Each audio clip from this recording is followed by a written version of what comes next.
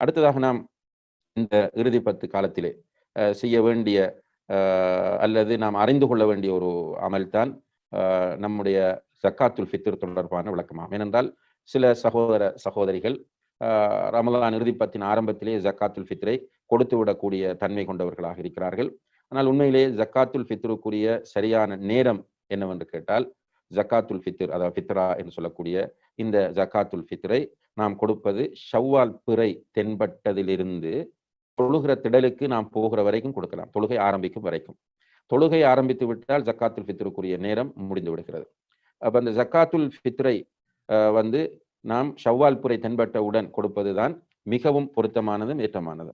ஆனால் சில நேரங்களில் நாம் முட்கூட்டி கொடுக்க விரும்பினால் பெருநாளைக்கு 1 நாள் அல்லது 2 நாட்களுக்கு முதலிருந்து கொடுக்கலாம். பெருநாள் 1 நாள் அல்லது 2 நாட்களுக்கு முதல். அப்ப அந்த 2 நாட்கள் என்று வரும்போது மாதத்தை நாம் 30ஆக கணித்தால் 28 ரமலான் 28 ஜக்காத்துல் ஃபித்ரை கொடுக்க ஆரம்பிக்கலாம் என்பதை நாம் புரிந்து கொள்ள வேண்டும். இந்த ஜக்காத்துல் ஃபித்ர் இதனுடைய சட்டங்கள் நமக்கு பொதுவாகவே தெரியும்.